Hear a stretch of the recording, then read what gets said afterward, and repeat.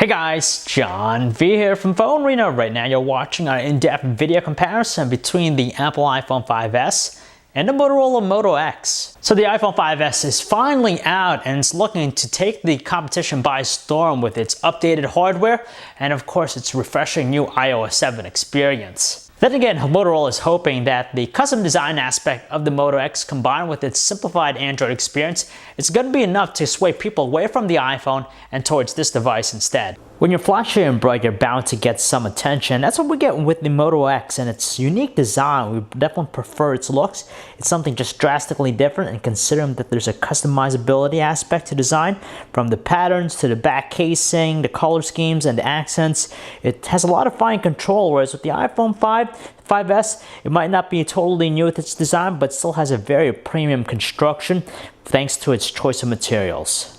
Fortunately, both handsets are pretty compact, making them easy to grasp with one hand, but it's pretty amazing that the Moto X, even with its larger display, is almost able to match the size of the iPhone 5S. Due to the curved nature of the Moto X's rear casing, it just feels more natural to hold in the hand. Whereas with the iPhone 5S, it's still pretty good to hold, but with its chamfered edges, it just feels a little bit sharp towards the edges. The displays aren't big when it comes to the specs department, but they're still pleasant enough to look at. Now, the iPhone 5S features a 4-inch Retina display with a resolution of 640 by 1136. It's actually an IPS LCD panel, whereas with the Moto X, it's a larger 4.7-inch 720p AMOLED displays, and with that, the unique thing about it is that they've been able to minimize the bezels on the left and right sides to really give it a compact look.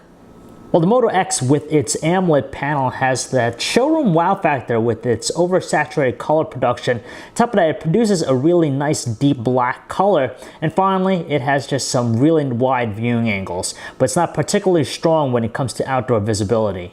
Below its display, the iPhone 5S has a recessed home button which actually incorporates a biometric fingerprint sensor, which is used to actually do a few things like unlocking the device. Meanwhile, the Moto X doesn't have any buttons below the display. It's clean. They're actually incorporated into the interface. While above the displays, we have their earpieces, their light and proximity sensors, and front-facing cameras. It's a larger 2-megapixel one in the Moto X versus the 1.2 megapixel one in the iPhone 5S. Taking a look around the sides of both handsets, they pretty much have the same common ports and buttons. Volume controls and dedicated power buttons.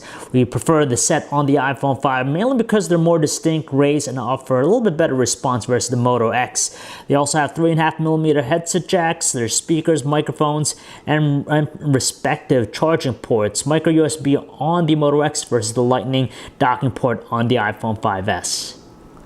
Around the back, we have the respective cameras. It's an 8-megapixel iSight camera in the iPhone 5S, and it features a backside illuminated sensor and an f2.2 aperture lens. It has 1.5 micron sized pixels and dual LED flash, whereas with the Moto X, it's a slightly larger 10-megapixel clear pixel camera, which features an f2.4 aperture lens, 1.4 micron sized pixels, LED flash, and of course 1080p video recording. Now this is where things become a little bit peculiar, just because as we know, iOS has always been a very simple and intuitive user interface, whereas with Android, there's a little bit of complexity attached to the platform. But with the Moto X, kind of bucks the trend and tries to replicate the same simplified experience that the iPhone has to offer, but in Android form. Considering that the Moto X is running a mostly stock Android Jelly Bean experience, it doesn't have as much of a visual presentation compared to iOS 7. Still, it still beats it when it comes to the personalization aspect, just because we have a host of different widgets, icons, and even live wallpapers to choose from. Meanwhile, the iPhone 5S brings us a very refreshed iOS experience. It's iOS 7 to be exact, and with that it comes with this layered design approach, which has a very interesting look because they employ a lot of these translucency effect, which again just adds to the visual presentation of the platform. And finally, they also offer some really nice transition effects to various things, again accentuating the look of the UI. Notifications and multitasking are handled in pretty much the same manner on both devices. For multitasking, on the iPhone 5S, we just got to double tap the home button twice and it gets us a preview windows of all the open apps. So quickly switch between any one of them. And with the Moto X, you just press the multitasking button in the bottom right corner and we can do the same thing. It's neat to have a centralized hub for all notifications. We just swipe down from the top bezels and we gain access to the respective notifications area. Now with the Moto X and Android as a whole, we prefer it a little more just because it adds some secondary functionality. For example, when you get emails, we can actually archive them or just click a button that says reply. And with screenshots, we can instantly share them with a variety of different things. And on top of that, with the Moto X, we gain access to some of the connectivity features and also brightness settings. On the iPhone 5S, you got to swipe up from the bottom bezel to gain access to its control center, where we're greeted to the same functionality. At the end of the day, we really appreciate how these two handsets provide us with a very simplified and even straightforward user experience. It's not really overbearing.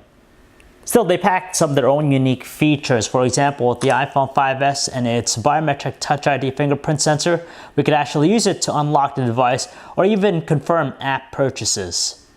There are actually more goodies that we find very useful with the Moto X. For example, active displays. So when the device is turned over, it automatically will display the time in a small area, as well as some notifications. And it's pretty neat just because it works in the same way as we take it out of our pocket. Additionally, there are some other cool features. For example, the quick capture camera feature. Basically, we just twist the device in our wrist a couple times, it automatically will run the camera app. And then there's the cool touchless control feature with the Moto X, which is a superior voice assistant service than Siri, just because it's actively listening even when the phone is locked. So all you gotta do is say the keywords and it accesses Google Now and provides us with all the useful functions it has to offer. So for example, okay Google Now, what's the weather like?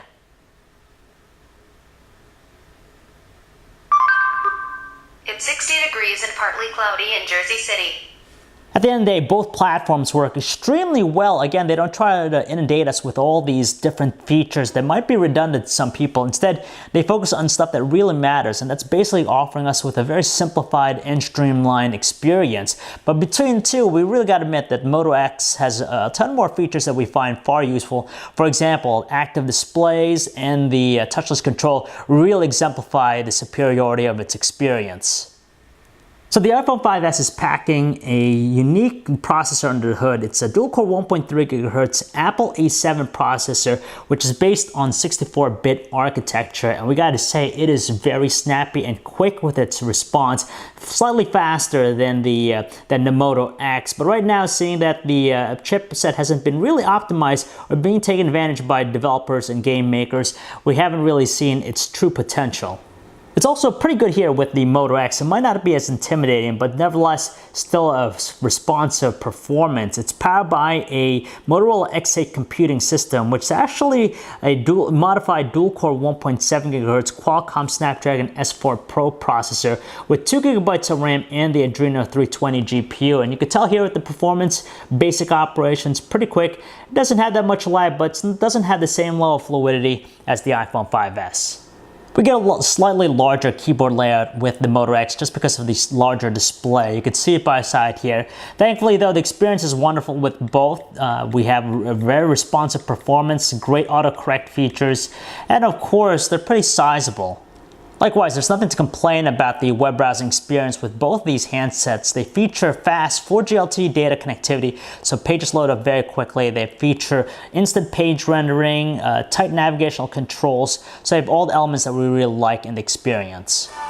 We actually don't find one music player to be better than the other just because they have the same presentation value and also functionality. When it comes to the audio quality with the respective speakers, it's on the bottom of the iPhone 5S versus the rear in the Moto X. They both emit the same robust and powerful tones, good amount of clarity, and they don't crackle at all. Mainly due to its larger display, we actually prefer the Moto X for watching high-definition videos. It's more ideal, and on top of that, with its AMOLED panel, it just produces those rich and vibrant colors that really catches our attention. Additionally, it just has more support for different codecs out of the box, and unlike the iPhone 5S, it doesn't need any type of conversion to get high-definition videos on it. So here are the camera apps of both handsets. They actually adhere to the same principle of providing us with a very simplified experience, meaning that there are no manual controls whatsoever, and they do offer just a few different shooting modes. They both share HDR mode and even panoramic, On the Moto X, we have, of course, photospheres, which allows us to get a 360-degree view. And with the iPhone 5S, we have things like slow motion video capture, a square mode, and of course this one here, which provides us with different color schemes. There's no questioning about it, folks. It's the iPhone 5S that offers the superior camera in all lighting conditions. As a whole, it just takes the sharper looking visuals over the 10 megapixel clear pixel camera of the Moto X. It's just that the iPhone 5S captures a lot more detail. Colors are a lot more balanced too, good exposure, it handles dynamic range well, and in lower lighting conditions where lighting is a problem, of course, you tend to see a lot more noise with the Moto X, and on top of that, it kind of softens its details considerably more. Not surprisingly too, it's the iPhone 5S that delivers us with the superior 1080p video recording quality. It's just, again, filled with a lot more detail than the Moto X. It also has less artifacting elements as we're panning, and it's also phenomenal with its low lighting performance. We find call quality to be a bit more agreeable with the iPhone 5S, mainly because with the earpiece on the Moto X, voices tend to have a little bit of a robotic tone, while on the iPhone 5S, it's clear, more distinct, and of course audible. There's not one handset that outclasses the other when it comes to battery performance. In fact, we get the same results. It's pretty much the typical 1 day of normal usage from a full charge, which again in this day and age is nothing really new. So we know that both handsets are priced at $200 with a 2-year contract, so there's not one that's more expensive or inexpensive versus the other, and it just depends on what you like more. With the iPhone 5S, it's shown us that it's superior in many different categories, from taking photos and videos, call quality, and even the performance of its processor. It's better here with the iPhone 5S. On top of that, you're getting a premium device for $200. It's worth every penny just because of its choice materials, its solid construction, and on top of that, you have also the new and refreshing iOS 7 experience to complement it. So the Moto X isn't a powerhouse smartphone, but it doesn't have to be just because it's still going to capture some attention over the iPhone 5S in some ways.